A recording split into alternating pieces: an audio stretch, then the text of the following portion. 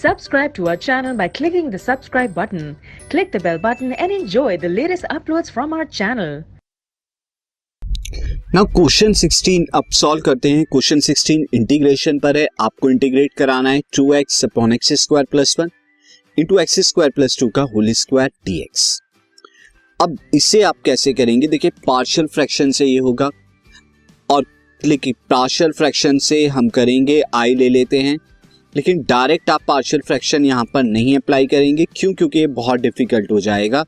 अंदर जो है quadratic and then quadratic equation x square quadratic polynomial x square plus 2 का होल स्क्वायर है।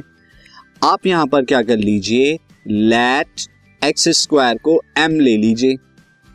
अब यहाँ पर जब आप डिफरेंशिएट कराएंगे विद रेस्पेक्ट टू x तो आपको मिलेगा 2x is equal to dm by dx, और यहां से आपको 2x इंटू dx जो कि न्यूमरेटर के अंदर है 2x इंटू dx, उसको dm के इक्वल आ जाएगा।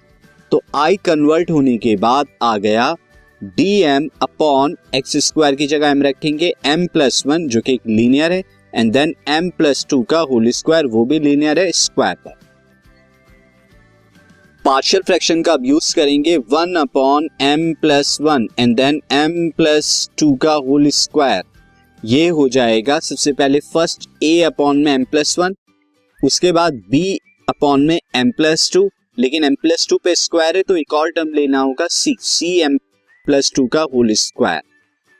अब यहां पर आप एलसीएम लेंगे तो आपको न्यूमरेटर में एलसीएम लेंगे। पहले मैं लेफ्ट हैंड साइड की टर्म्स लिख देता हूं एज इट इज।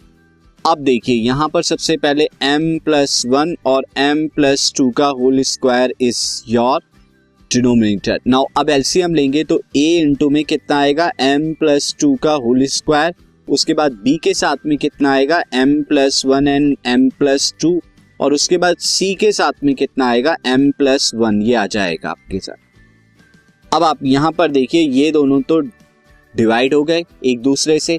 अब आपको 1 इज इक्वल टू सबसे पहले a के अंदर में कितना m प्लस 2 का होल स्क्वायर यानी m square plus 4m plus 4, ये आपका आ जाएगा।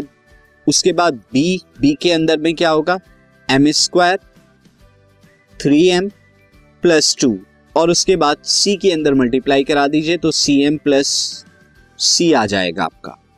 अब यहां पर देखिए a की m स्क्वायर में होगी और b की भी m स्क्वायर में होगी, तो मैं m स्क्वायर कॉमन ले लेता हूं यहां से, तो मुझे a प्लस b मिलेगा। उसके बाद a की 4m में होगी और b की 3m में होगी और c की m में हुई है, तो यहां से अगर मैं m कॉमन ले लूं तो मुझे क्या मिलेगा 4a plus 3b plus c, यहां से मैं m कॉमन लेने के बाद। उसके बाद लास्ट में a की 4 में होगी तो 4a as it is, b की 2 में होगी तो 2b एज इट इज, और उसके बाद c एज इट इज आ गया। अब यहां पर आपको क्या करना है, ऑन कंपेयरिंग बोथ साइड को जब आप कंपेयर करेंगे तो आपको यहाँ पे कोफिशिएंट्स कंपेयर कराएंगे, तो a प्लस बी यानी m स्क्वायर उधर है नहीं लेफ्ट हैंड साइड पे, तो m स्क्वायर जो का कोफिशिएंट वहां 0 होगा, तो a प्लस बी जो है 0 के इक्वल हो गया।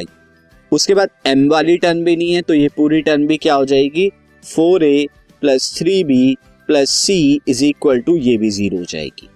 इसके बाद लास्ट में देखिए ये कांस्टेंट टर्म है जो कि 1 के इक्वल आ जाएगी, तो 4a plus 2b plus c is equal to 1।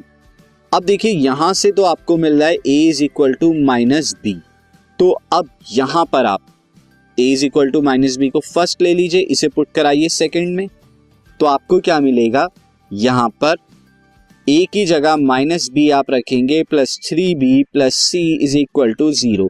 यहां से आपको मिलेगा माइनस के 4b प्लस का 3b plus c is equal to 0। यहां से आपको मिल रहा है c is equal to b, c जो है वो b के इक्वल है।